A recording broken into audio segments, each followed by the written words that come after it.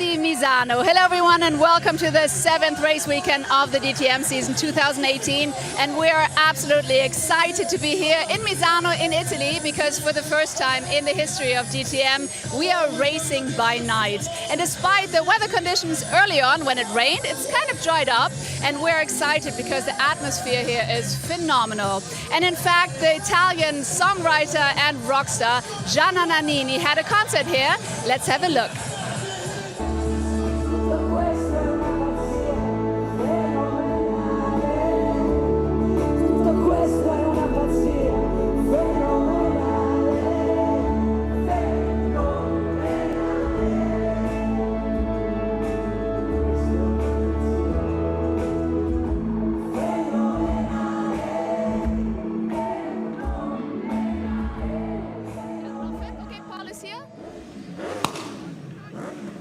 And now I'm here with the pole setter, Paul di Resta. So phenomenal qualifying for you. And now you're excited for the first time ever we're racing in the DTM at night?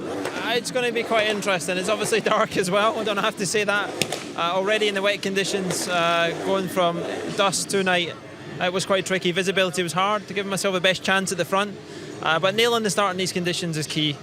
We've took the 3 points for quali. But it's over to this race now, and you know, for sure people are going to be aggressive. I think we need to tactically be right, and at the end of the hour's race, hopefully we're near the front and we can be satisfied with the result and hopefully take some points away from Gary. And perhaps hashtag #GetWellWickens. Do you perhaps want to give a shout out to Robert Wickens to hopefully make sure that he's feeling better soon? Yeah, I mean, I don't think, you know, we need to say very much. Robert was a very key member of our DTM team. What happened last week, you know, it's incredible. I've been through it a bit with my cousin as well. And all we wish for Robert is the healthiest of recovery. He's a strong guy. I'm sure he's got the best care. But more importantly, we want to see him get back to fighting fit and doing what he loves doing. You know, he's a racer. He takes risks. But you know, racing can be cruel sometimes. But I just hope, for his sake, you know, he get him back and you know he can come and at least visit us and see us and see what the support is for the DTM team that was behind him. So get well, Robert, and best of luck for the race, Paul. Thank you.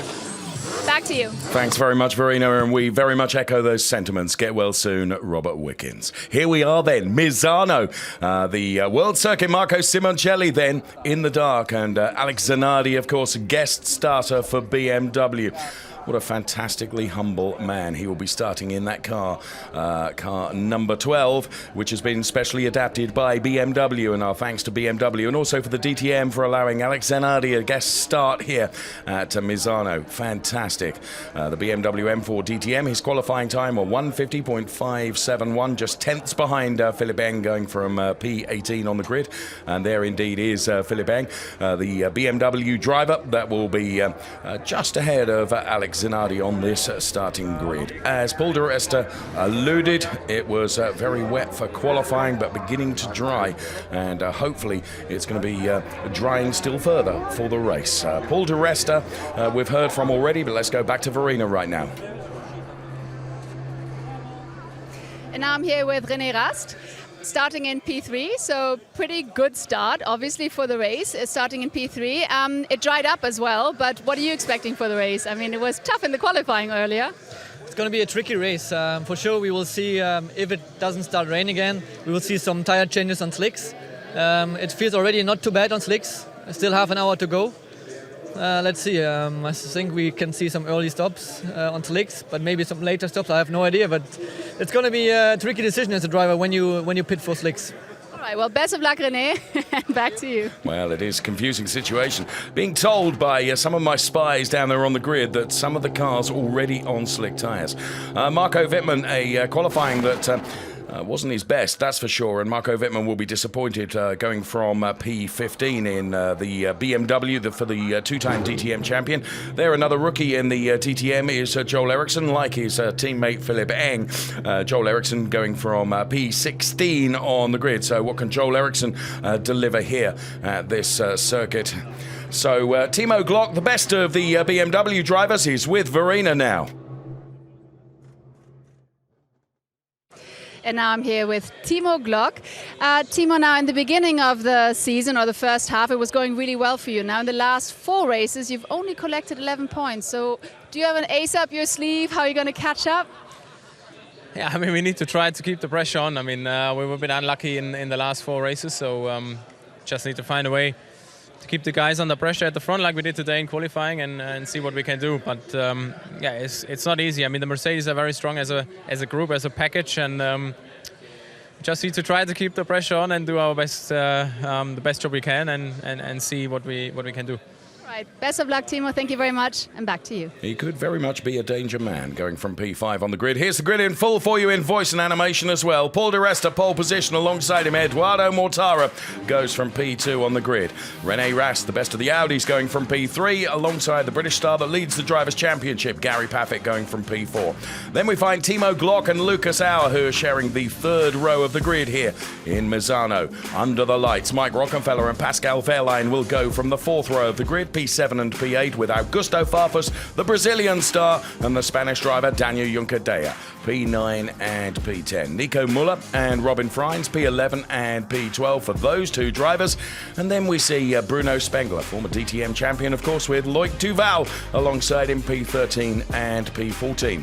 Marco Wittmann, two-time DTM champion, P15. Joel Eriksson, the rookie for BMW, P16 alongside. With Jamie Green, P17. Philip Eng is P18. And then, of course, our guest starter, Alex Zanardi, from P19 on the grid. That's the way it looks for Misano under the lights in the dark. And the team standings after 12 of 20 races, as you can see, Mercedes then with the top 3 spots at the moment ahead of BMW, and Audi are P6 with Audi Sport Team Rosberg on 88 points. But the 261 points that the Mercedes-AMG Motorsport Petronas team has is very dominant. Here is Robin Freins then going from P12 on the grid. The Netherlands-based racer, his qualifying time of 1:48.115. And he is going from P12 on the grid. As we can see, Nico Müller then preparing for the start of the race. Nico Müller goes from P11. Here's Audi RS5 DTM then delivering a time of 1:47.8. So, as you can see, wet weather tyres off, slick tyres on. I made the point earlier on that during the qualifying session, which it was like storm conditions, that because of the ambient temperature, although it's later at night, this track dries out very, very quickly. Absolutely delighted to have alongside us the legend that is Tom Biaggi. Welcome, Tom.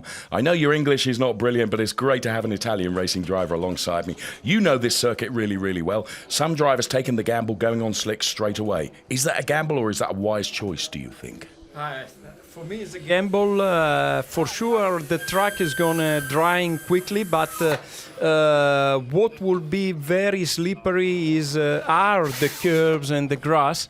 And you know, here in Misano, you have to use it a lot to follow the best line, to find the best line as possible. So overtake maneuver will be not easy. Okay, well, we're going to find out very soon. And Misano circuit, Misano, of course, right by the Adriatic coast here, and we sent some of our DTM race taxis into the beach area of Misano, as you can see, and they created quite a stir among all the holiday makers then as they lit up the rear wheels of our DTM race taxis, one from Audi, one from Mercedes-Benz, and of course one from BMW as well. And there you can see Mikkel Jensen posing with some of the race fans there, and this is what is absolutely great about DTM. Let's put on a show. And you'd have loved to have been driving one of those through the streets of Misano, wouldn't you? yeah, for sure. It's a great show, and all the people from Riccione, Misano, yes, they love it a lot, this show. And it's good to bring the motorsport to the people more close to the fans. I agree, and that's what DTM is all about. There is Timo Glock in the BMW, and of course, I've known you for a long time, Tom, and of course, you've raced many, many things, international GTs, international superstars. Of course, what I didn't realise was that at one point you did have a test in a BMW DTM car. Yeah, was one of my most important experience in career. I regret I couldn't make at least one season, but in 2013, because I've been the best BMW driver, I won the BMW trophy thanks to GT Italian Championship in 2012. So I had the chance to drive the M3, the BMW in Valencia. Yes. 66 laps, and was amazing. What an experience. This is a Misano then, the province of Rimini, with some 335,000 residents then. It's a truly beautiful place, and the coast is absolutely lovely. I regret to say that the busyness of this DTM weekend has meant that I've not been able to dip my feet into the water yet, but I certainly plan to do that at some point.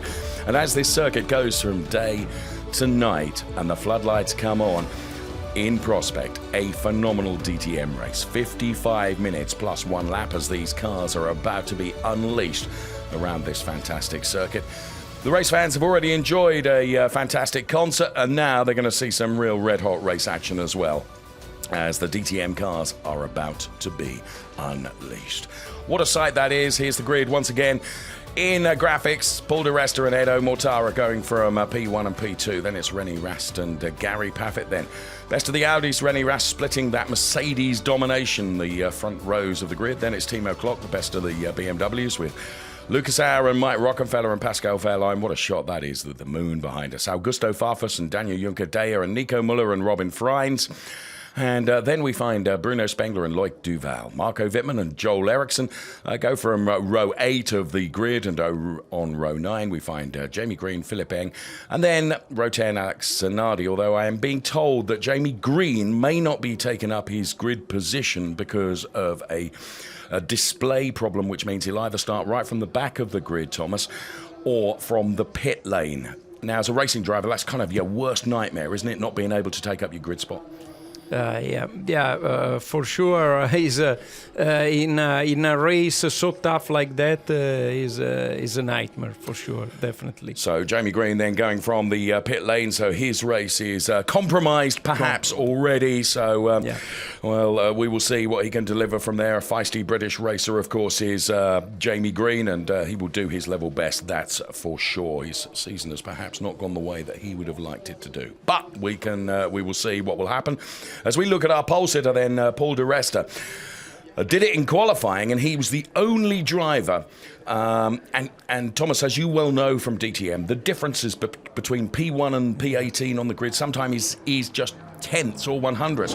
This time, Paul di Resta found 4 tenths between himself and Eduardo Mortara. It was a really, really impressive qualifying display from Paul di Resta. Yeah, for sure. He managed in the best way with this condition of dark and heavy rain. In the meantime, yes. He did extremely well, and he achieved a fantastic pole position. Does it give you a boost, Thomas, when you've done a really good qualifying session? Does it, and you're starting from pole position, do you go to the grid thinking, I've got this in the bag?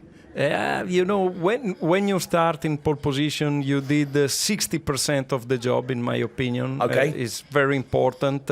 And especially it's very important to pass the first corner in first position. Yes. And when you have a clear circuit in front of you, nobody in front, you see very well in front of you is good. Is good feeling. Well, Paul di Resta has done that hard work in qualifying, as Tom Biaggi alongside me has indicated. 60% of the job perhaps done. Just hearing confirmation that Jamie Green will be starting from the pit lane. It was a problem with his DDU display, which apparently has been sorted, but it does mean that it will be a pit lane start for him. 4.226 kilometres, this Misano circuit. Slick tyres there on the number 23 car of Daniel Juncker-Deyer. And the cars are just beginning to be started now, so the formation lap is not far away. We can feel the tension and the excitement already beginning to build around the Misano circuit. And there is our pole sitter, and that is Paul di Resta. Of course, P2 in the Drivers' Championship at the moment, chasing down Gary Paffett, who is leading the championship. Of course, he's going from the second row of the grid, so Gary's certainly going to be up for a fight here. And there, just as we were indicating, Jamie Green will be starting from the pit lane in the number 53 Audi. So Jamie Green then, a pit lane start. All the other cars lined up on the grid. And I don't know about you, but this is something very, very special. Nighttime racing. Nighttime is the right time for DTM in Italy. We are in Misano. And you can hear the engine note rise as the cars are away on their formation lap there. There is Gary Paffett, Timo Glock. There is Lucas Sauer in car number 22. Mike Rockefeller lights up the back end of the car. We love to see that. Grip is going to be challenging, as Thomas has indicated. If you go offline, it's going to be still very, very wet on the grass.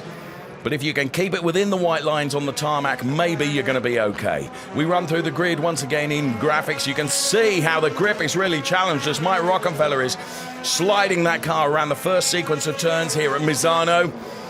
And we'll try and pick out what drivers are on slick tyres and what drivers are on wet tyres. It's academic. They've all got to do the mandatory pit stop, of course, at some stage within the 55 minutes plus one lap for a mandatory tyre change. Well, has the gamble been the right one to be on those slick tyres? It's probably only now when the drivers are on this formation lap, Thomas, isn't it, when they can actually ascertain what grip they've got. This is what you use the formation lap for, isn't it?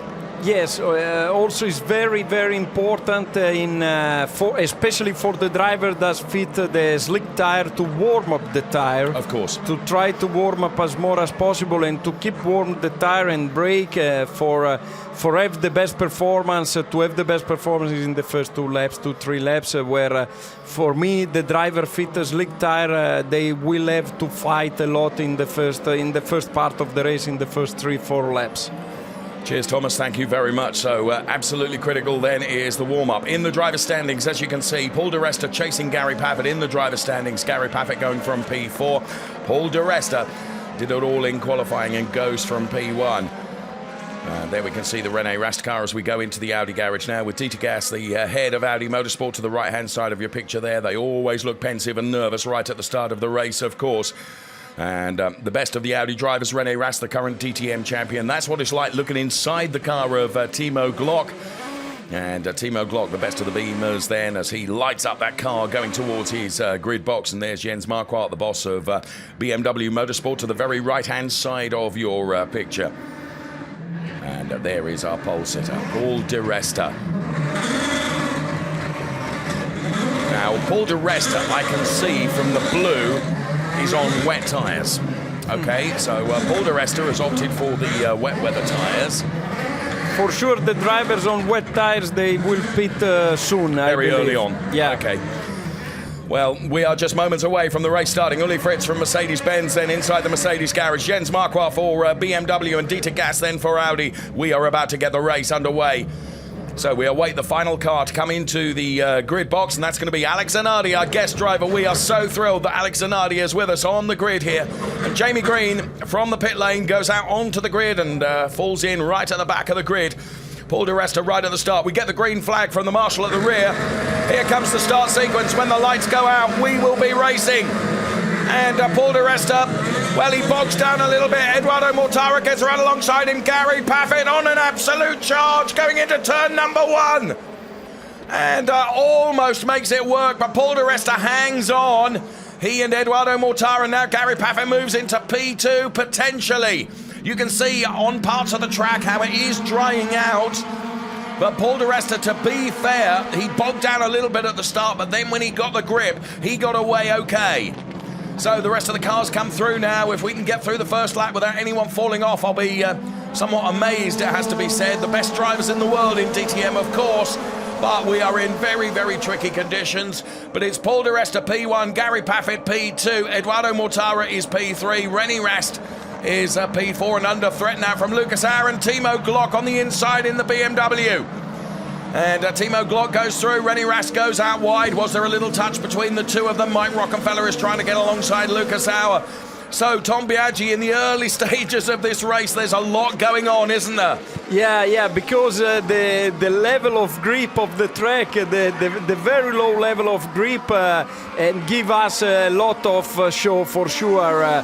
Here we are going to the most fast part of the track, the curve on a corner. We see the car, and also we see also the spray a little bit. There is a little bit of spray. Absolutely, which affects the visibility of the cars behind us. Some cars run wide there, and Timo Glock taking advantage. Well, he'd already taken advantage of the fact because he was past René Rast, and now Lucas Auer goes past as well. We're approaching the final turn here. Let's put the first lap in the book. We go on board with René Rast, who's a big loser. He's dropped back down the order. So Di Resta leads from Gary Paffett. Edo Mortara is P3. Then it's Glock, Auer, Rast, Rocky, Marco Wittmann, Nico Müller, and Pascal Wehrlein rounding out the top 10. Tom Biaggi, I'm absolutely amazed in these really challenging conditions. We didn't lose anyone through the first lap, and that surprises me because it's tricky out there, isn't it? Yeah, you're right, especially because, as I told you, and here we see every cars are going really wide on that corner. You see much over the curb, and here there is a contact we saw. Yes, that's Pascal Wehrlein and Loic Duval, and they really did touch there, didn't they? Yeah, there is a big fight. We see Wehrlein was controlling the car with the steering wheel, maybe has been touched. So here, Loic Duval and Pascal Wehrlein go side by side once again. Just ahead of them is Robin Freins. Pascal Wehrlein just gets ahead of the Loic Duval car number 28. I think I saw some bodywork flying off the Loic Duval car as well.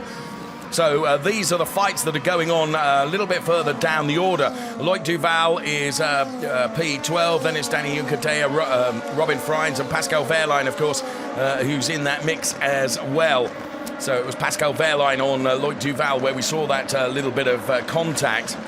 So remarkably, after lap one, no one coming into the pit lane straight away, which perhaps surprises me. But Paul Di Resta what he's done here, he's built a margin of 6/10 over Gary Paffett. Gary Paffett did a brilliant start. Here comes Marco Wittmann side by side with Mike Rockenfeller. Marco Wittmann, it's a long way around the outside, but Marco Wittmann got supreme confidence in the BMW and he's put himself ahead of Mike Rockenfeller. Oh, nice maneuver, especially using the grass that still is very damp, and there is a slow level of grip. You see also how he's fighting with the rear, with the oversteer, and he did extremely well, but still there is a good fight. Yes, and Mike Rockenfeller's trying to come back at him here as once again they go side by side. This is the fight for P7.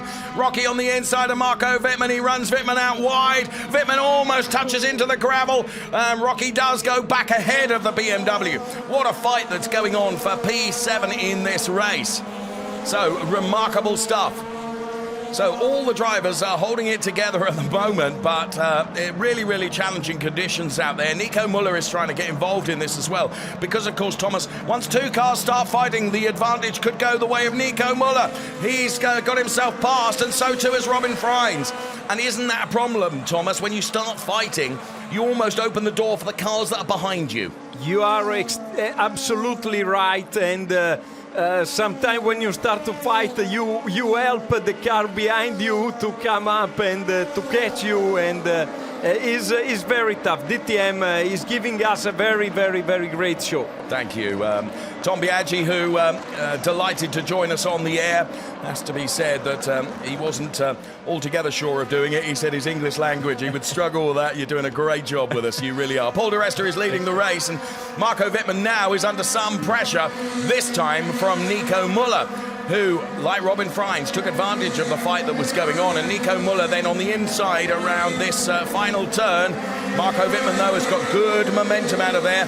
Robin Freins, is he going to be able to find a way past Nico Müller? Of course, they're both Audi brand mates. The sparks fly off the bottom of the car. This is fantastic. At night, it looks great. Loic Duval and Philippe Eng are the first two drivers to come into the pit lane. But this fight between Nico Müller and Marco Wittmann is continuing. In my opinion, Whitman is in difficult with the tire. It looks like has a lot of oversteer, like if the car is moving on the rear tire pattern. So, in my opinion, he has to pit early. Okay, so next lap in, we think that Marco Wittmann will come in.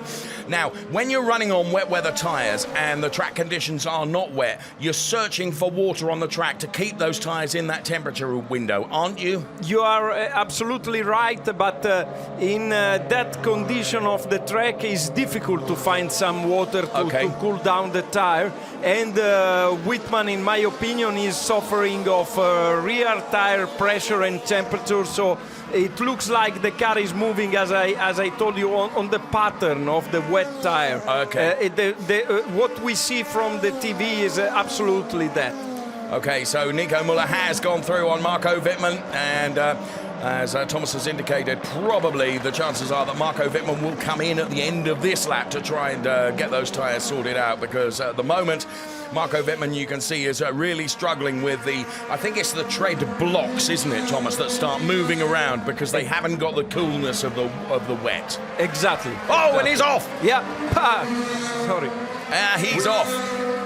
We saw him in a difficult situation, in a difficult condition, and now he came to the pit. You called that exactly right. So in comes Marco Wittmann, also in his Edo Mortara and Timo Glock. Look at all over the windscreen of the Edo Mortara car. A car ahead of him must have been on the grass, mustn't it? And churned that all up and thrown that onto the windscreen of the Edo Mortara car. We run the clock on the Timo Glock car. And 8.3 seconds is not a quick stop. And of course he has to wait because Jamie Green has come into the pit lane as well. You cannot release a car into the fast lane of the pit lane. You get done for an unsafe release if you release the car into the path of someone else. Yeah. Anyway, most of the cars are on the pit lane, and our forecast that they should pit early was pretty good because the condition of the track is damp but dry, so there is no way to run on the wet tires. So Paul di Resta then, who is currently leading the race, and he's got 1.1 seconds over Gary Paffett at the moment. Gary Paffett running in P2, Paul di Resta leading the race, Lucas Harris P3, René Rast relegated, of course, to P4. Then it's Nico Müller, Robin Freins, Danny Juncadella, Pascal Wehrlein, Augusto Farfus, and Mike Rockenfeller. So here we can see a situation, and that was where Marco Wittmann, well, whether there was a touch from Robin Freins or whether it actually came from the car behind, whether there was a little tap and there was like no, I think it was from Robin Freins, wasn't it? And that's where Marco Wittmann went around. So you can see the disappointment in the garage. Yeah, he received a little touch, but in a place where he lose a little bit of weight on the rear of grip due to the touch, and he lost the car. I just saw, Thomas, Paul di Resta and Gary Paffett. I can't say for sure. Paul di Resta, I think, is on wet weather tyres, and Gary Paffett certainly is. And they're P1 and P2, but they've got a huge margin over Lucas Auer. They've got like a 6-second protection cushion. As in comes Nico Müller. Also coming in is Mike Rockenfeller there. The slicks go on the Mike Rockenfeller car. The wet weather tyres come off. So Mike Rockenfeller then onto the slick tyres. So anyone that's coming into the pit lane now that was on wet weather tyres, for sure, Thomas, they're going to be on slicks, aren't they? Yeah, for sure, because 45 minutes still left to the race, so it's impossible to, in my opinion, to achieve the checkered flag on wet tires. Here comes Marco Wittmann then. No, it's Philipp Eng and Timo Glock fighting, and Nico Müller is now into the mix as well. Nico Müller having been in for his mandatory pit stop. So the question is, when is Paul di Resta and Gary Paffett going to come in?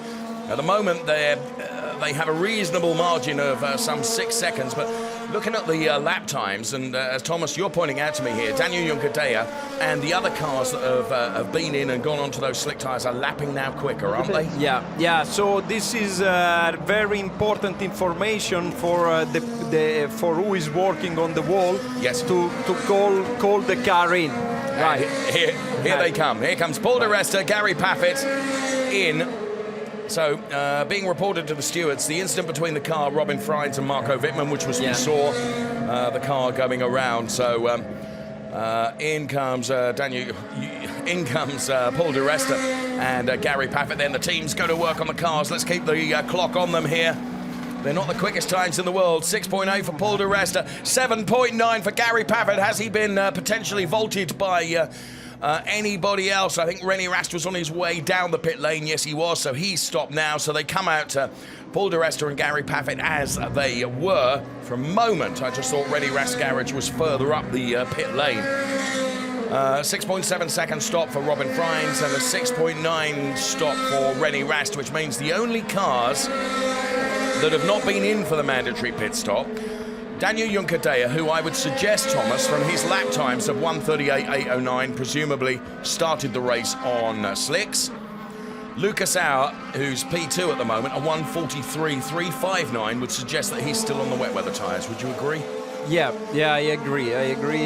Definitely.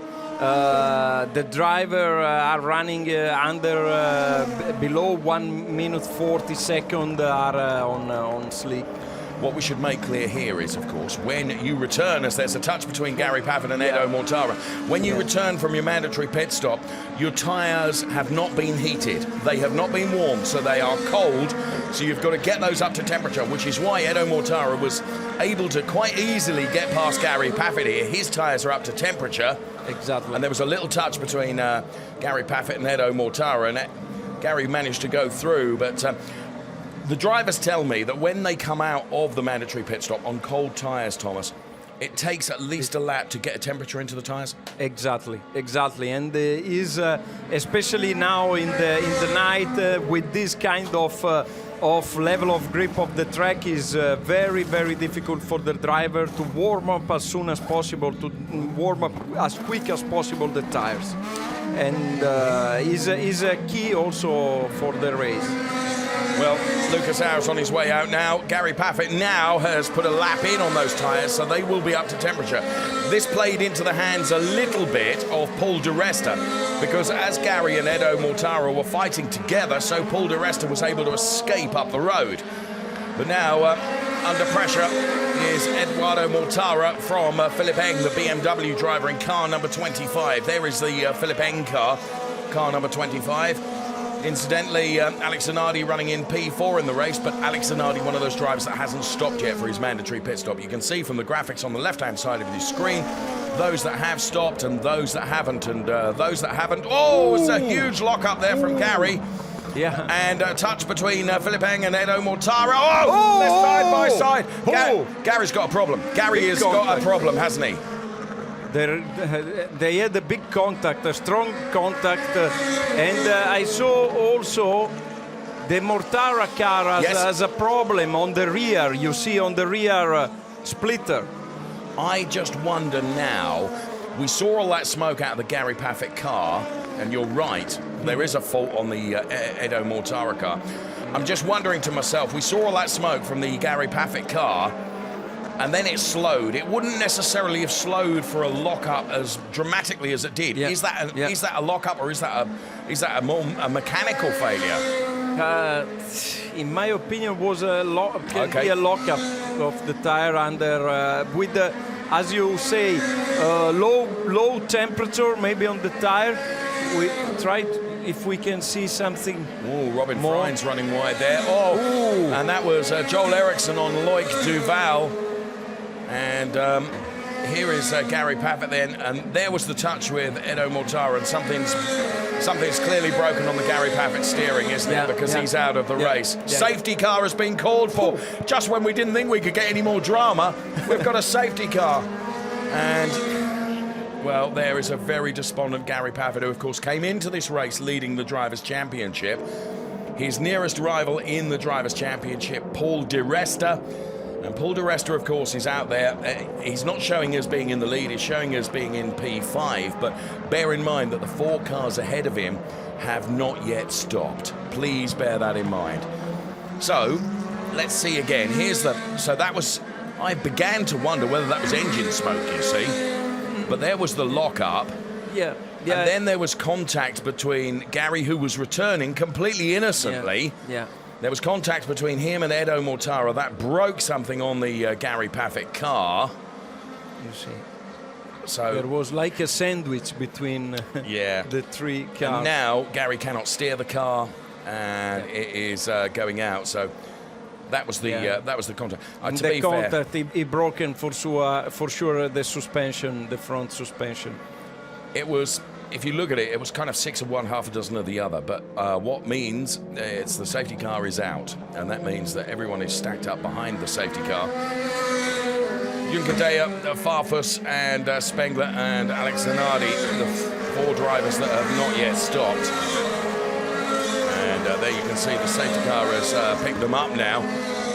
38 minutes remaining plus 1 lap in the race. And, well, just when we didn't think we could get much more drama into this race, that situation happens. And there is the stricken Gary Paffett car, which, for the points championship leader,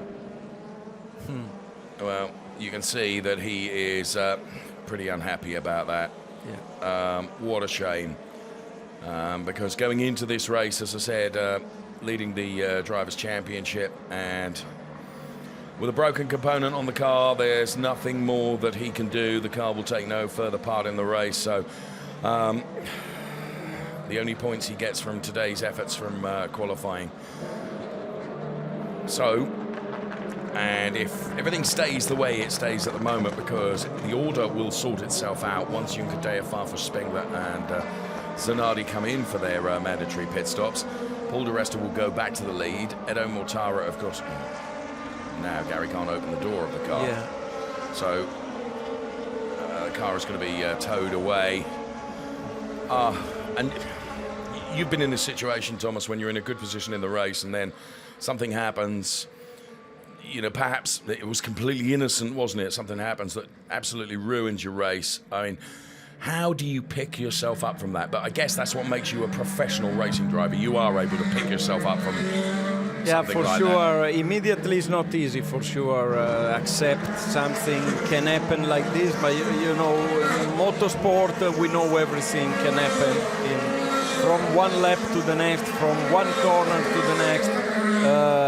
There is never is a sure, you know, until the checkered flag. Yes. Is always we know that, but for sure it's disappointing. But now the driver must be focused already in tomorrow's race and do his best for tomorrow.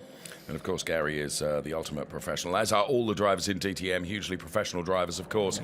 And he's got to pick himself up and try and do it all over again tomorrow. Just one of those things where the contact, as he returned after that lock-up with Edo Mortara. Let's get a replay of the start here. Now, at this point, Edo Mortara got a brilliant start. Paul di Resta less so.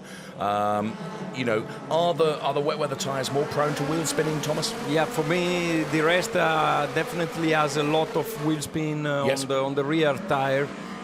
Should be nice to see his onboard camera to understand that, because but definitely we saw in the first meters the difficulty he has on the acceleration. For me was clearly rear wheel spin. Yes. Gary Paffett was on an absolute flyer, wasn't he? He was alongside Edo Mortara. They went 3 abreast going through turn number 1, which is tight, and then turn number 2 also. And there you can see the number 2 car of the British driver Gary Paffett, who was leading the Drivers' Championship going into this weekend. That car is being towed away. We are behind the safety car. You join us live at Misano. Night race. Tom Biaggi alongside me here, top international racing driver and Italian resident who knows the Misano circuit inside out, and delighted that he's alongside us in comms. The race is being led by, whilst on the graphics you will see it's Daniel Junkadea, Augusto Farfus, Bruno Spengler and Alex Zanardi, our guest driver. Bear in mind they haven't stopped yet, so the real race leader is Paul di Resta.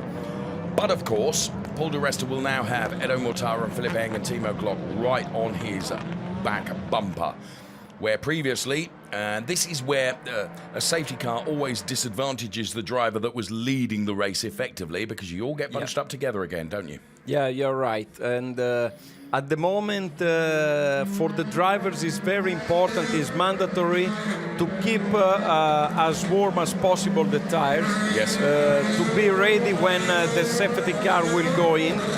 And we see Zanardi is going to the pit for his pit stop, and for me it was a big emotion anyway to see Zanardi in P4. We know he doesn't make his pit stop, but everybody knows Alex Zanardi, and what he's doing here is absolutely incredible. When I was in a press conference with him earlier this weekend, and the man was just so pleased to have this opportunity to be part of it, and was so grateful to not only DTM organization and of course BMW for adapting that car for him. He's tested the car, and he's gone into it in the professional manner that you would expect from someone like Alex Zanardi. But it's just such a humble man, and an absolute joy to listen to, and so pleased to see him out on the track. Safety car is coming in this lap, so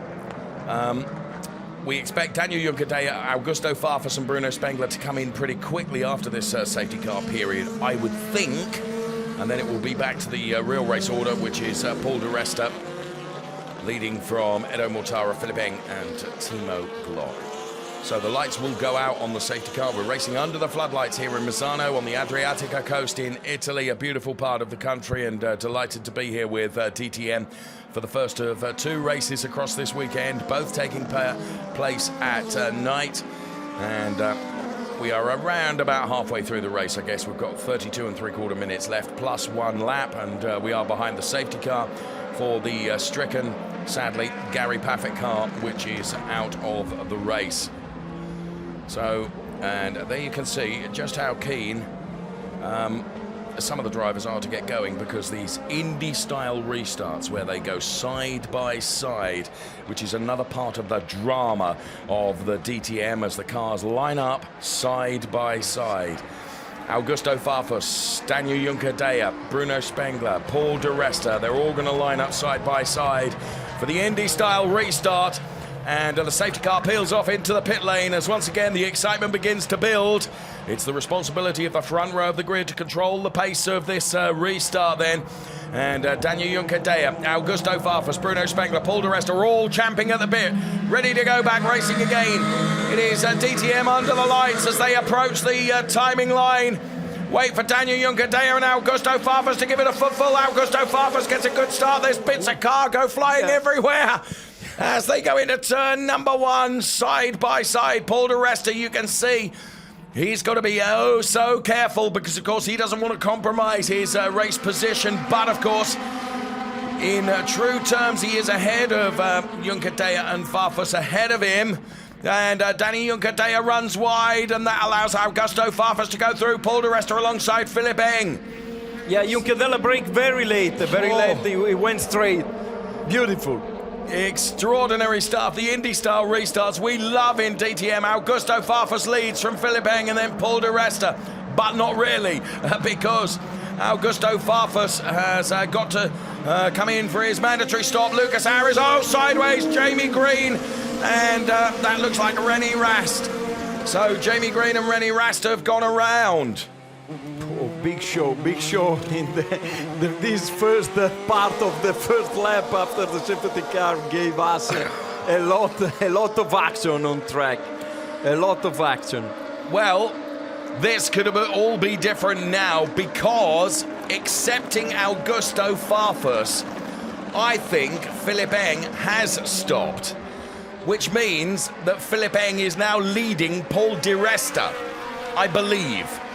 So there is Augusto Farfus in the BMW, and Philipp Eng chasing him down as they're going to head towards the timing line. And Lucas Auer, the Austrian, is out in car number 22. And there's debris across the track. Also out is Bruno Spengler. Right. So double yellow flag in turn 10. And there the Lucas Auer car is not going to be returning from there. So we've got two yellow flags across the turn 10 section. Now we go to full course yellow, and safety car has been called for once again. Tom Biaggi. I need a bottle of water, friend. you need. Oh, and look at this. There is the stricken Gary Paffett car, and now too, Bruno Spengler is out. We're on board with René Rast. I think DTM fit very well in the Misano track because it's a track where you have to use a lot the circuit over the curb, the grass, and the driver are doing that. I think you're right. Oh, and look at this. Now that is tyre smoke, isn't it, off the rear of the René Rast car as the body is pressed up against the tyre. So, yeah, you can see there's bits falling off the René Rast car, isn't there? So damage there. There were two separate incidents there, which we'll try and pick the bones out of when we get to see the replays of them. But what we know for now is that the safety car is back out again.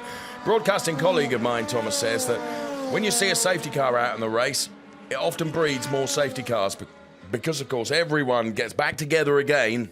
Right.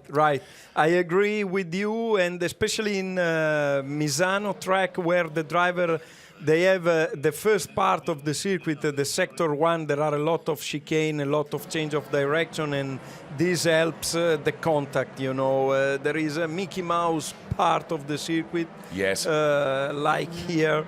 Well, we could see there that Lucas Auer went around, and there was the Lucas Auer car going around, and we could see that in replay.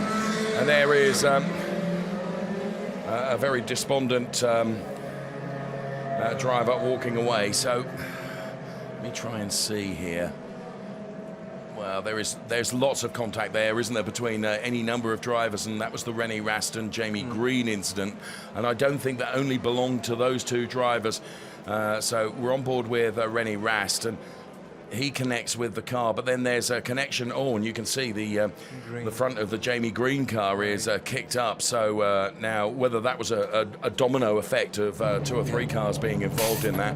So the René Rast car is in. They've tried to pull the bodywork off the tyre, and they're looking at the front end of the car now. The front splitter looks like that has dropped significantly, Tom, and they're trying to adjust that also. But Gary Paffett was the first retirement we saw. He's with Verena now. Here with Gary Paffett. Oh, Gary, that is just really, really sad what happened there. Talk us through it, what exactly happened? Well, obviously I was out the pits on cold tyres, and Edo had hot tyres, and I mean the lap before he missed the braking and nearly crashed into me in turn 8. Then the next lap I locked a wheel and I went a little bit wide in turn 8, and then as I came to rejoin the circuit, me and Edo made contact, and it broke the steering. So. And at this point in the championship, I mean, you're leading the championship, and even if the second one in the championship, Paul Di Resta, wins here, I mean, you're still leading the championship. But at this point in the championship, what does it do with your head in? It's disappointing, of course, to have a lead like this, but we're still going to be in the lead, and we still have the pace. So, yeah, the championship is a championship. It's just the race result which is disappointing. And in general here, what was the feeling like, the racetrack at night and everything? I mean, it's a premiere. I'm just disappointed at the moment. I don't really. I know you are. All right, well, thank you so much, Gary, and I'm sorry to hear that. Back to you. Well, thanks, Verena, and well done for getting out of Gary what you did, because, of course, clearly, Thomas, as a racing driver, you're always going to be disappointed. And actually, you and I have known each other a long time. When I come and point a microphone under you and something has gone wrong in the race, you don't really want to see me, do you? Your thought is on what's gone wrong and how you can recover, isn't it? Right. You know, it's a moment where the driver has to stay alone, but anyway, as he says, you must be focused on the championship where he's still leading, and be focused in front of you on the future, on tomorrow. The past is past. You have to never look on the mirror as a driver, but only look in front of you. Well, Gary, of course, is supremely professional, and that is exactly what he will do. And tomorrow is another day. But in the meantime, of course, the team have got some work to do on his car to get it race ready for tomorrow. And René Rast, sadly, is another retirement from the race. And we also think that we've probably lost the car of Bruno Spengler, and certainly that of Lucas Auer, as you can see that being taken away right now. So it's been a race of attrition so far here at Misano. And sad to see the Lucas Auer car being taken away like that. But there we have it. So we have lost René, Rast, Bruno Spengler, Jamie Green as well, of course, in the number 53 Audi. What a torrid season Jamie is having. We are behind the safety car again. You join us at Misano. We've got 24 minutes plus 1 lap of the race. And the safety car is going to come in this lap. Now, Tom Biaggi, once again, the cars will line up side by side. And IndyCar restart, which means Philipp Eng, of course, who is effectively leading the race because he has pitted. He's a DTM rookie, but a hugely experienced racing driver. Has won all the championships and many of the championships that he's raced in. Crikey, I can remember him back in the early days of Formula BMW. He will line up alongside Augusto Farfus. Paul di Resta and Daniel Juncadella will be behind. Daniel Juncadella taking his first DTM win this season at the Brands Hatch circuit in Great Britain. Last time we were there. Which was the last event of DTM before we came here to Misano. So the cars are behind the safety car. The safety car will peel off now into the pit in, as you can see on the left-hand side. So you can see already, Thomas, how Paul di Resta is just champing at the bit, wanting to get going, isn't he? Yeah. Pay attention to the first 4 or 5 corners now. Okay. Yeah. Right, the cars then, side by side. Augusto Farfus, not yet stopped. Philipp Eng has stopped.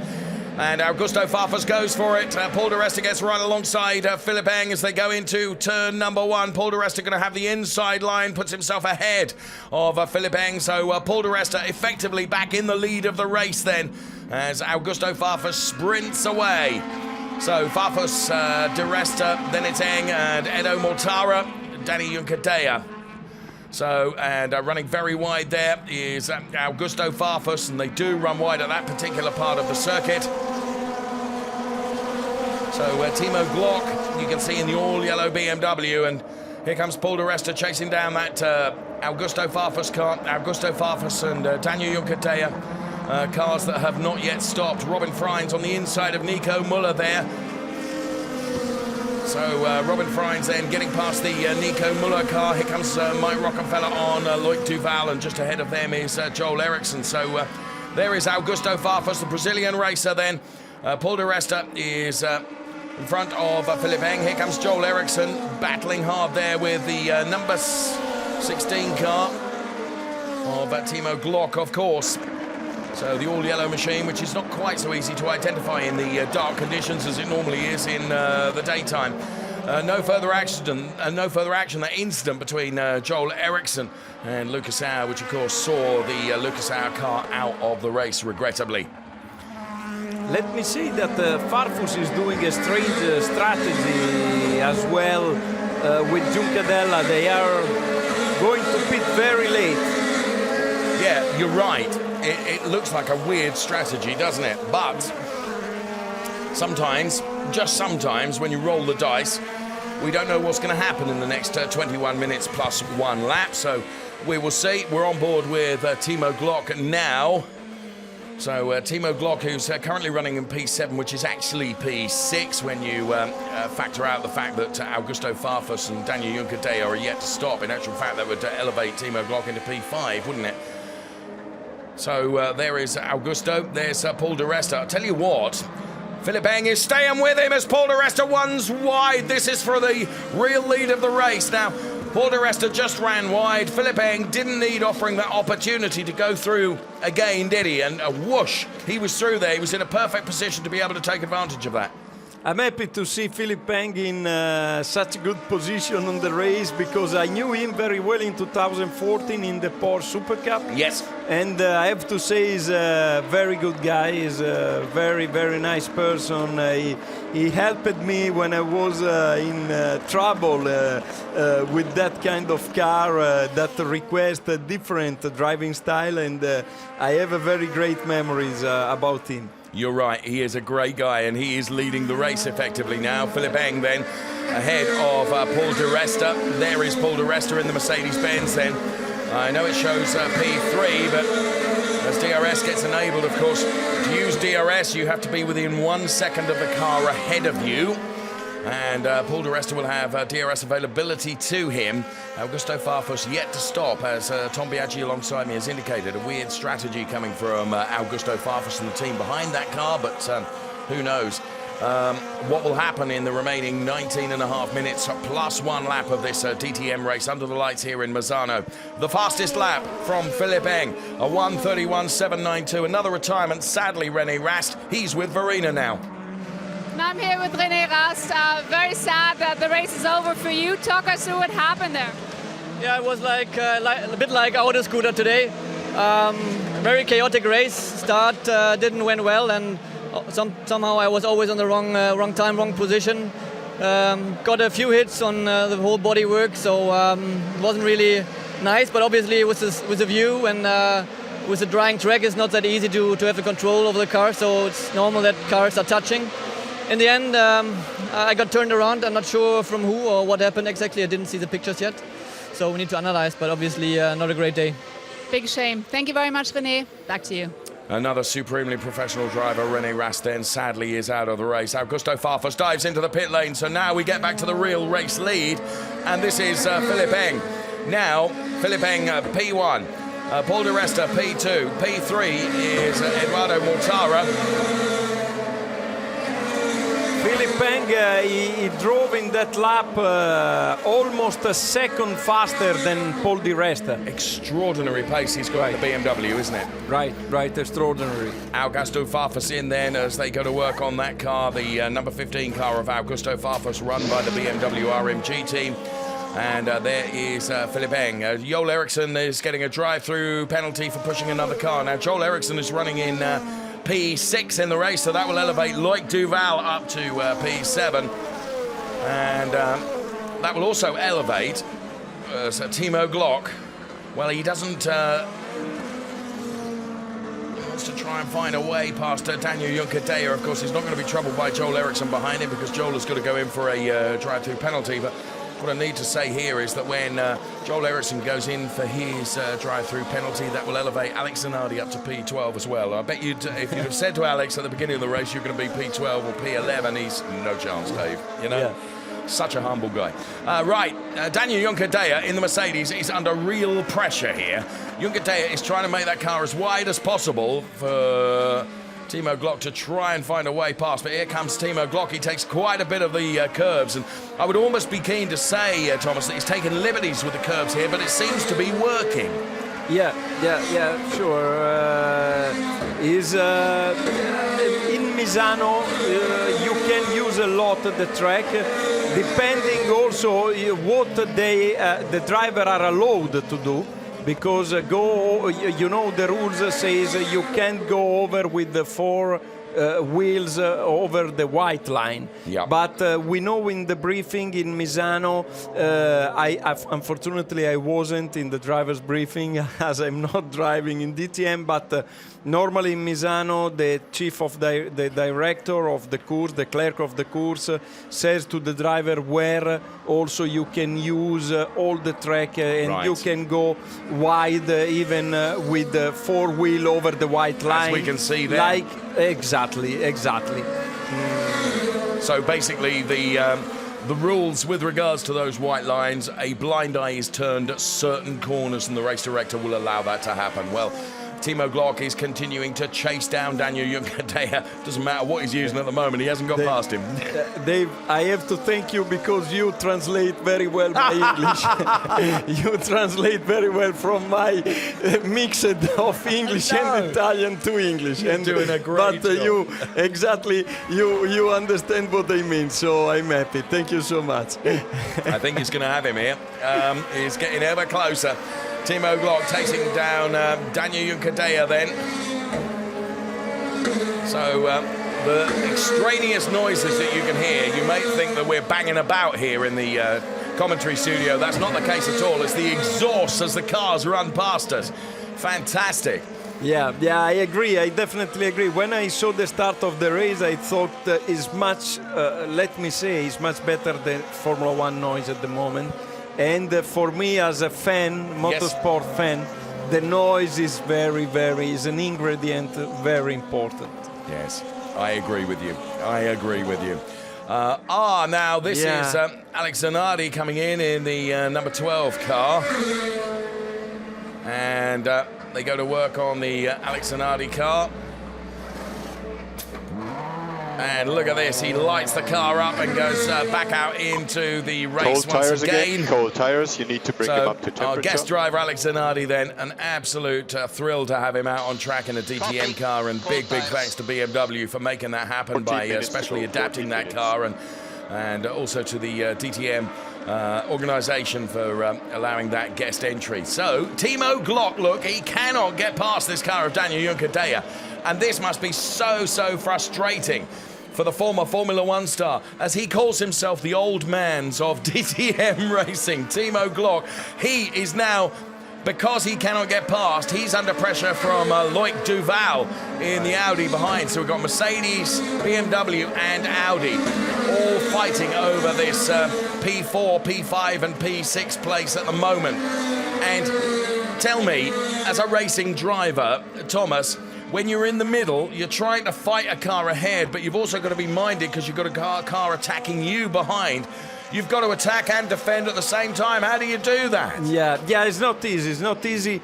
Mainly, you have, as always, to be focused in front of you, but you are absolutely right. And sometimes, when you are faster, compared to the car in front of you, you have to pass him very quickly, otherwise who is behind can pass you. Because you lose, if you are faster, you lose temperature on the tire, pressure on the tire, and you lose your own pace. Very succinctly described, thank you. But now Loic Duval is going to get past Timo Glock. They go side by side. This is one of the longer parts of this circuit in a drag race between Timo Glock and Loic Duval. Loic Duval, who's got the inside for this one and the inside for this one. Surely he's through on Timo Glock. Yes, he is. He just sussed that out absolutely perfectly. And Loic Duval in the Audi puts himself ahead of BMW's Timo Glock. And there is a change for position 5. Behind them is Nico Müller and Robin Freins. And then it will be the Mercedes-Benz of Pascal Wehrlein. So they put another lap in the book, and Robin Freins is looking feisty here against Nico Müller. Through turn number 1, into turn number 2. So right-hander, left-hander, then right-hander again. That sequence of turns right at the start, Tom. And you mentioned this at the start. You've got to get through that sequence of turns very well, haven't you? You've got to nail those turns perfectly. Exactly. The first part is very important, and especially is a difficult part for the driver, the first sector, especially when you are fighting, because this sequence of change of direction helps the fight, helps the overtaking maneuver, so it's not easy. So the race being led by Philippe Eng with Paul di Resta P2, and now all of a sudden Paul di Resta is reeling in Philippe Eng once again. So Philippe Eng then, he had a 1.2 second margin over Paul di Resta. It doesn't look like 1.2 seconds to me now. Because we don't know what happened to Eng, because in the last lap he lost 1 second, and compared to almost every car behind him. So if he doesn't do any mistakes, as I don't believe, he has some difficulties maybe managing the tires. I think there is, I think you've nailed that so correctly. I think Philippe Eng has got perhaps an issue with the tyres or with the car, because all of a sudden Paul di Resta is right on him. Now, Paul di Resta, of course, has got DRS available to him, but even so, he is within 2/10 of Philippe Eng. And as you can see on screen, the stewards of the meeting, the incident between those cars of 753 and car 33. But for the moment, let's concentrate on this, because Philippe Eng is trying to make that car as wide as possible, isn't he? And trying to defend from Paul di Resta, who in turn is being caught by Eduardo Mortara. So this is exactly the point that you were saying. He's got to get past him, otherwise Eduardo Mortara will be on you. I think it will be not easy for Philippe Eng keep the leading of the race. Yeah, it has been passed. Edo Mortara as well. Yes, Yeah, but definitely has some trouble with the rear, maybe rear pressure. They started with a bit higher rear pressure to warm up quickly and faster the tires, but now he's suffering. He was one of the first to stop, wasn't he, on lap 3, Philipp Eng, so... But I don't think the tyre degradation would have been that great. I wonder whether there's something else there, but... He has certainly been passed by Edoardo Mortara and Paul di Resta. Now, this was Paul di Resta. Now, Philip, to be fair, Paul was right around the outside, and he almost gets a slingshot here and carries that momentum and is able to go through. And then, of course, here comes Edoardo Mortara, dives to the inside, and he goes through as well. So the order now is di Resta, Mortara, then it's Philipp Eng, then it's Danny Juncadella, Lloyd Duval, Robert Freins, Nico Müller, Timo Glock, Pascal Wehrlein, Marco Wittmann, Mike Rockenfeller. So here then the race leader now, Paul di Resta, with Edo Mortara chasing him down now. It was 4 tenths between the British driver Paul di Resta and Edoardo Mortara. There is Philipp Eng, who's going to be coming under pressure from Daniel Juncadella. Edoardo Mortara is an Italian driver, but he's racing with a license from Switzerland. Exactly right. Yeah. Exactly right. Philipp Eng, look, he's really struggling with that car, isn't he? And now here comes Juncadella. Yeah, I don't know what happened because at a certain moment of the race he was having the best pace. And he was leading very well the race, and then he has a drop of performance. As you say, he pit very early anyway on the race, you know. And for sure, he's in a very big difficult to manage the oversteer of the car. We see here. Interestingly, the car that's chasing him down now, Loic Duval, all right, it's Audi, and Philipp Eng, of course, is in the BMW, but Loic Duval pitted on the same lap as Philipp Eng. So whatever the issue Philipp Eng is trying to manage and drive around or through, he is losing places. And as you've correctly identified, when you look at his lap times, everyone is in the 32s or the 33s, except Philipp Eng, who's in the 34s. That pace drop-off has been great, hasn't it? Yeah, yeah.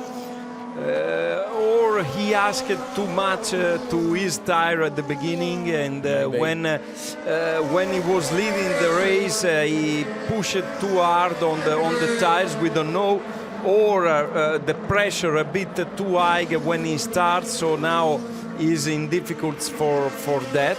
I have no other explanation. We don't see any problem in the car. It has been touched now on the rear bumper. And Robin Freins and Loic Duval, he was in the middle of that Audi sandwich, wasn't he? And you can see the front of the Loic Duval car where made contact with Philipp Eng. I mean, Philipp Eng has clearly got some problem, hasn't he? And he's trying to manage that, but regrettably. And again, Tom Biaggi, it must be a nightmare when you've been leading the race and then something external perhaps happens, and that almost takes that. And particularly for Philip, it would have been his first victory in DTM to take that away from you. See. Wow, that was Loic Duval. He lost also some rear wings, and it will put him even in more trouble now. He lost a lot of downforce. What a shame. What a shame. So we have, what have we got? 5.5 minutes plus 1 lap remaining in this real race of attrition for DTM here at the World Circuit. Marco Simoncelli in Misano on the Adriatica coast, and under the floodlights here, late night, we're enjoying this race action. And Timo Glock ahead of Pascal Wehrlein at the moment. Timo Glock is running in P8. Pascal Wehrlein is P9. But Timo Glock, another one of those BMW cars, and Pascal Wehrlein to his outside now. Timo Glock gives him racing room, but Pascal Wehrlein will try and dive to the inside now. Timo Glock loses the back end of the car, and that's just the help that Pascal Wehrlein needed as Wehrlein now goes through. So that was almost gifted to Pascal, wasn't it? Because that just tiny error of oversteer from Timo Glock was enough for Pascal to go through. Yeah, but anyway, he did a very nice maneuver. In my opinion, in the Tramonto braking. there is a big problem for Juncker-Deya. Yeah, he still was having to pit, and so maybe we don't see what happened to him. No, so Juncker-Deya then. Whether we can see from this side, Daniel Juncker-Deya out. Lights are off. Yeah, Strange, because lights off. electrical component fault perhaps. Yeah. It's trying to nurse the car back, isn't he? But it's dangerous. Yeah, that is dangerous. Very slow, and in the line. In fact, there are yellow flag, but he has to park the car. Now this is parking the car where there is a runoff area where he can get the car away, isn't there? Which actually is the right thing for him to do, because if the car is left anywhere near the racing line, that would call for another safety car in the closing stages of this race. But thankfully, I think he's got the car far enough away, hasn't he, Thomas, to be out of harm's way? Yeah. Well, it has been drama after drama in this race. The race has Pascal Wehrlein and Philippe Eng, who, with half his rear missing, as you said, following that contact with Loic Duval, he's almost defenseless against Pascal Wehrlein, isn't he? As Pascal Wehrlein now tries to get past him, and Philippe Eng just gives him racing room. So Philippe Eng relegated now to P7. Oh, what a shame, and he was leading the race. And here comes Pascal Wehrlein from Mercedes-Benz now up into P6. And there is the Spanish driver, Daniel Juncker-Deya, walking away from his car. He's yet another car that will not be finishing this race. Anyway, Zanardi is due to that retirement is in P13. Fantastic. So he's close to the top 10. Yes. Well, it's good. Yeah, it is. We have to. So Pascal Wehrlein then breaks the timing beam. Paul di Resta is leading the race by 4/10 over Edo Mortara. So Mortara is keeping with him. Then it's Robin Freins. So here we can see, and do you know what? In my opinion, Thomas, this race isn't over yet. I think Eduardo's going to have a go here for the race lead. Exactly. Will be very important, will be a key, the tires. We saw who is going to have the tires and in the better condition for the final lap. We will see. Well, Edo Mortara has had 2 wins this season. Paul di Resta has had 2 wins. And waiting in the wings is Robin Freins. Look at this. Edo Mortara runs wide. Robin Freins get ever closer to him. Yeah. It will be a nice battle for the lead of the race and for the winning of the race, for sure. As you say, he's not definitely is not sure who is going to win the race. No, it's not done yet, and as you say, it's not until the checkered flag falls. So Robin Freins here, trying to find his way past Eduardo Mortara. Of course, it would be a brilliant podium finish for Robin Freins if it stays this way. And Robin Freins is a very, you're comparing the lap times there. Freins is quicker, isn't he, Thomas? Yeah. Freins was doing almost 2 seconds faster. We saw now still, but we know now he's close to Mortara, so he lost some pace, but still he ran in 33.8 compared to 35.1 Mortara. So Freins is going to have a very, very good pace, but it's not easy for him to pass Mortara. No, it's all very well, Thomas, having the pace advantage, but you've got to get past that car in front of you, haven't you? And, to have any opportunity here, he's got to get past Eduardo Mortara. We've only got 40 seconds plus 1 lap of this race remaining, and Paul di Resta is escaping up the road now because as Edo is defending from Robin Freins, Paul di Resta is almost rubbing his hands with invisible soap, saying, thanks very much, I can get up the road. Absolutely. Mortara is working in that moment for di Resta, let me say. Yes. Yeah. Of course, Mercedes together, and he's acting as a real wingman for Paul di Resta here, holding Robin Freins at bay. Incidentally, even if it finishes this way, it will be Robin Freins' first DTM podium, but with the pace that Robin Freins has got, if he'd been able to get past Edo Mortara, would he have been able to get to Paul di Resta? We don't know. Yeah, that's what I believe. But Mortara is driving very well because he's not giving any chance to pass him. He's not doing any mistake. We see the line is perfect everywhere.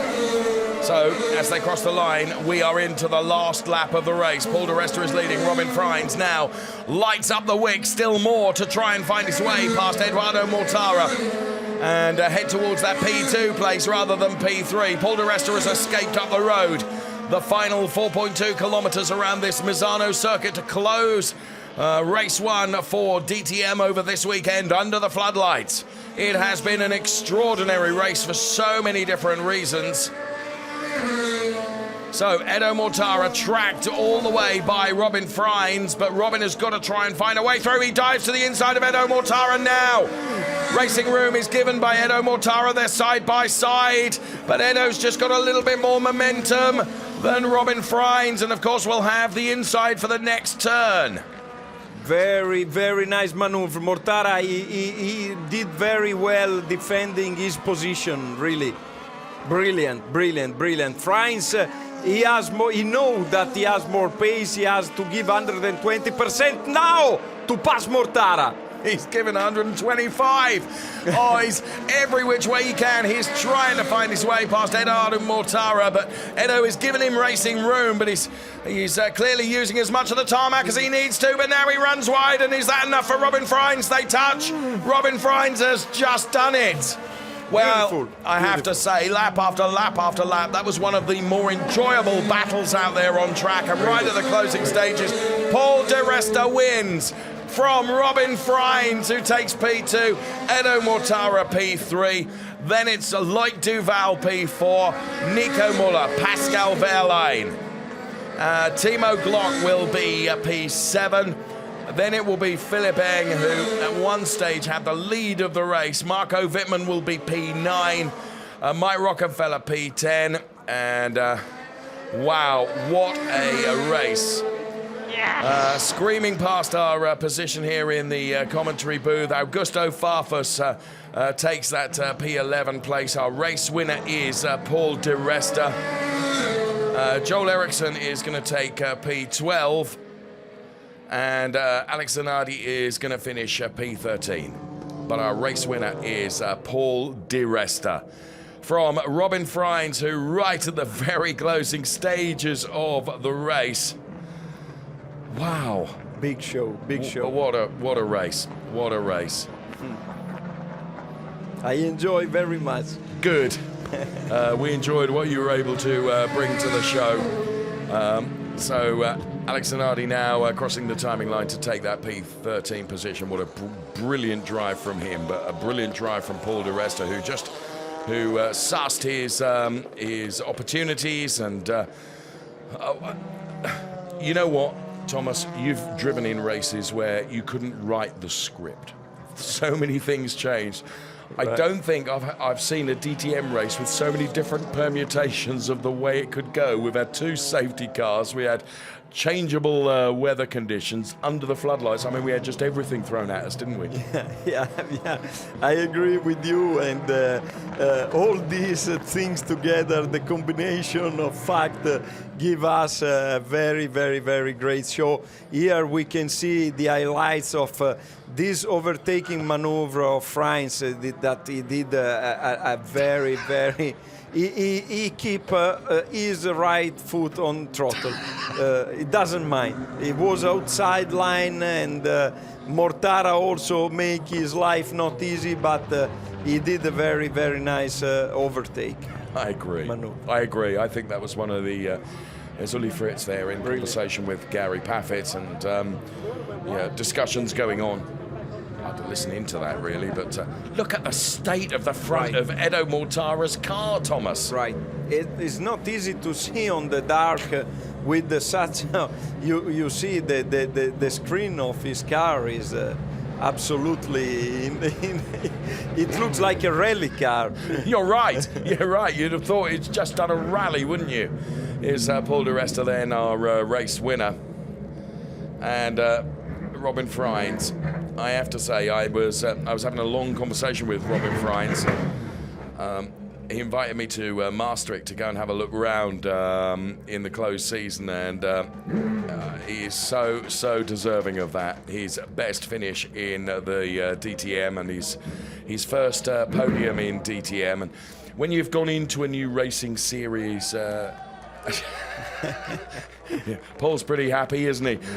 When you've gone into a new racing series and you take your first podium, I mean, it's a very special feeling, isn't it, Thomas? Yes, for sure. Is especially in a series like DTM, which is we are talking about for sure I would say the best series in touring car, the competition, the challenge, the kind of cars. So achieve a podium in DTM must be a great feeling. Well, he has done that, and Paul di Resta has banked what is his third win of the season so far. Now, Gary Paffett will remain, I think, top of the Drivers' Championship, but the margin he had will be narrowed now with Paul di Resta taking the win.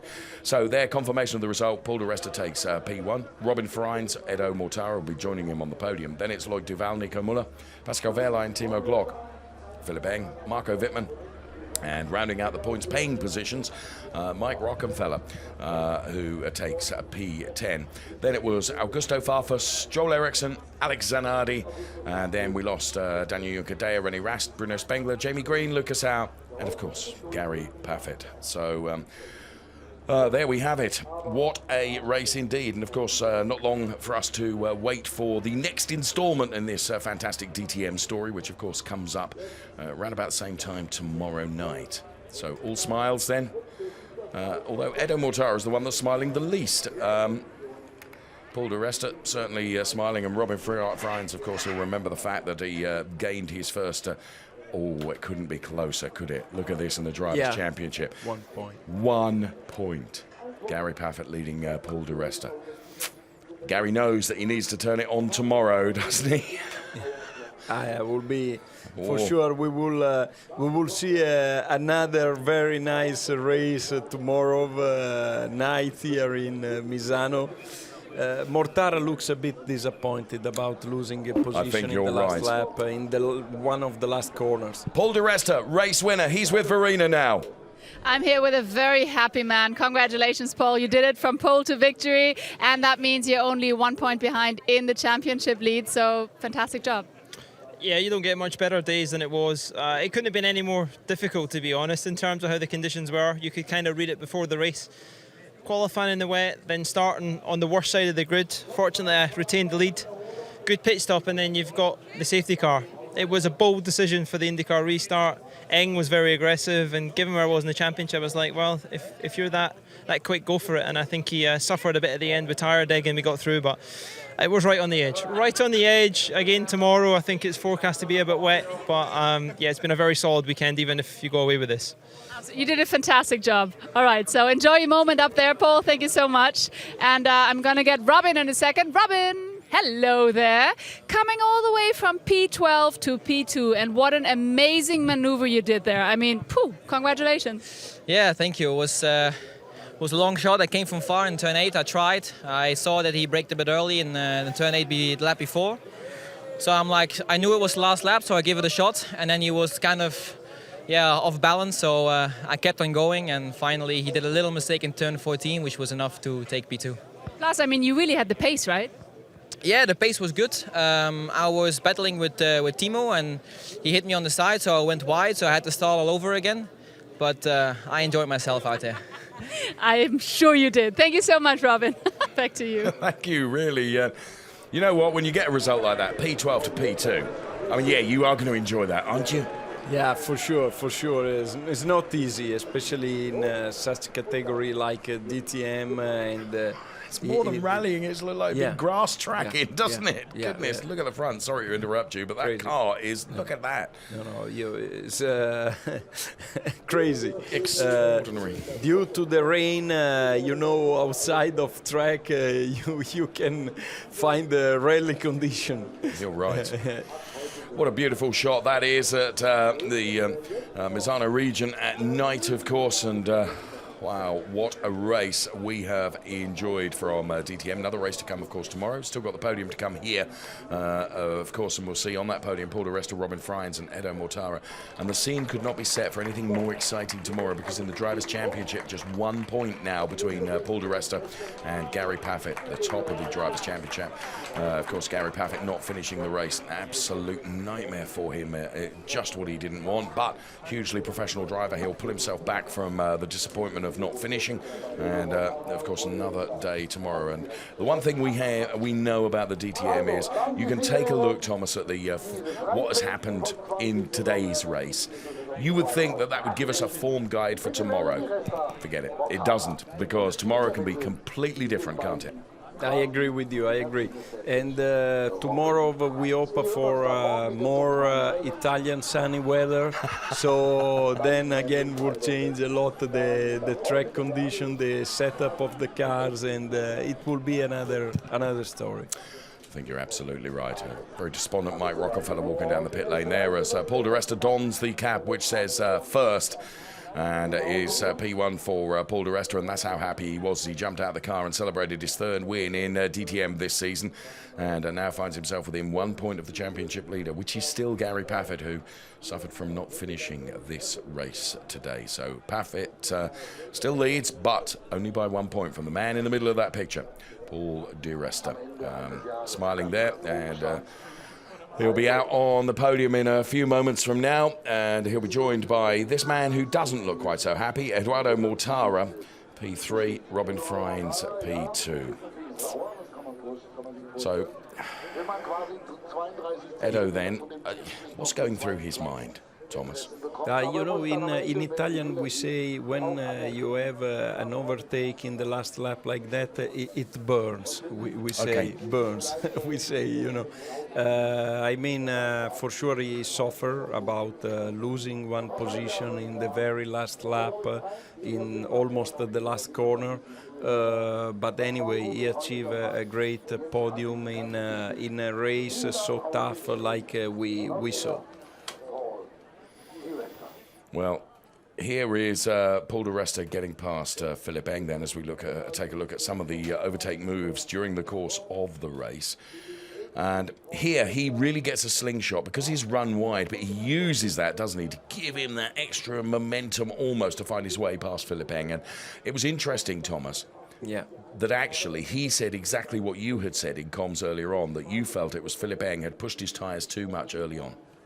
Exactly. That I'm happy he confirmed my feeling. You know, I have been lucky, but was quite clear on TV. So we saw an overtake maneuver that normally is what we saw. The car was extremely wide, totally off the track, but for sure, as I say before, they get the permission from the clerk of the course to do that, you know, because otherwise you get penalized for overtaking maneuver like that.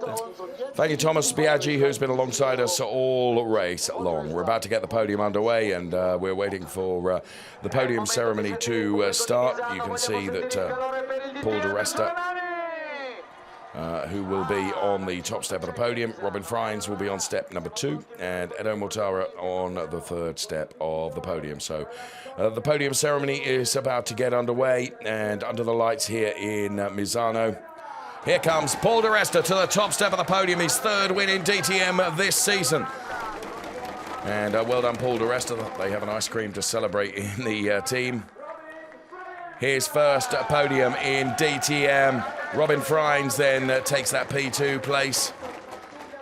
And taking P3 almost on the last corner of the last lap. He lost P2. Edoardo Mortara goes to the 3rd step of the podium. Daniel Juncadella looks on. And of course the team represented up there on the podium as well. As we pause now for the national anthem.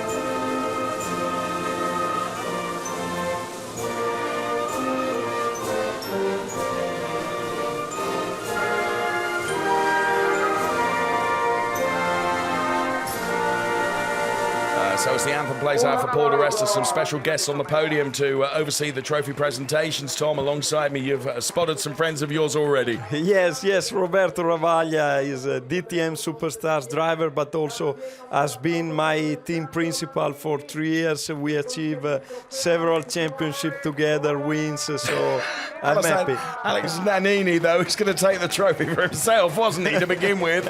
Alessandro Nannini then making the trophy presentation to Paul de Rast. What a fantastic trophy that is. Fantastic, I have to say, yeah. So, big one. Yeah, that's a good one. So the former Formula One DTM driver then making the trophy presentations. And the team and Paul de Rast have received their trophies. Roberto Ravaglia, DTM champion, we see in 1998. He won many races in DTM. Yes. It has been a BMW, a very representing driver of BMW. And Pierre Caffer there.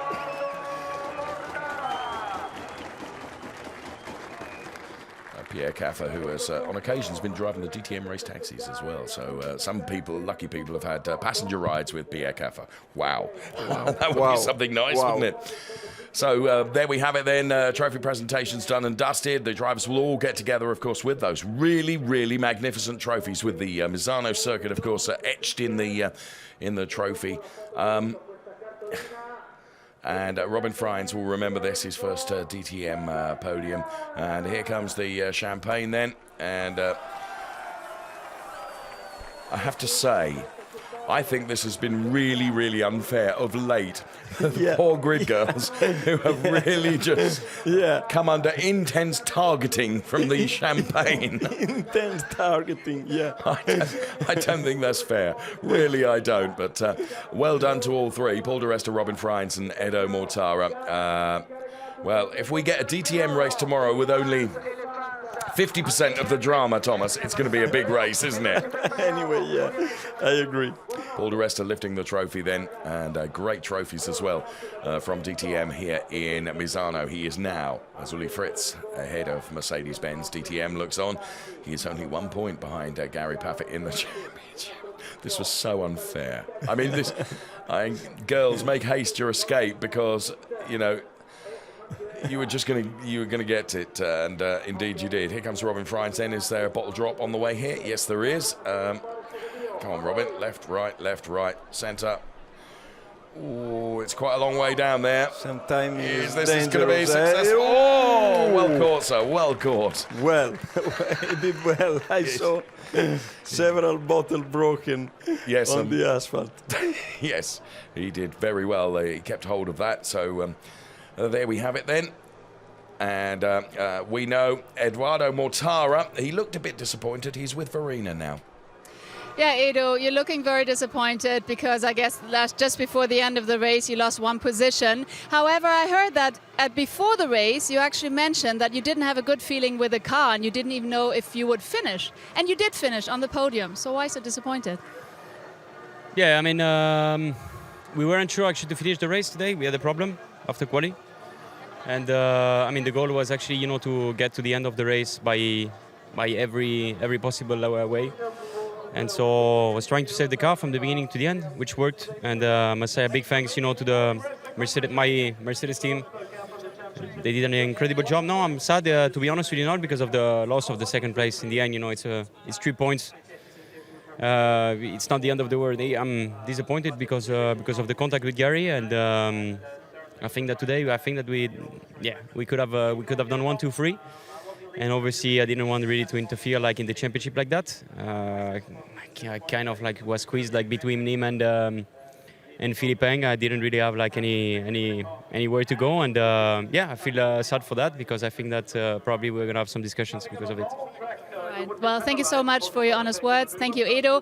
And well, it was still a very exciting race here, the very first night race ever in the history of DTM. And we're looking forward to another exciting race tomorrow. So make sure to join in. And for now, here are the highlights of the day, or rather the night. Enjoy. See you tomorrow.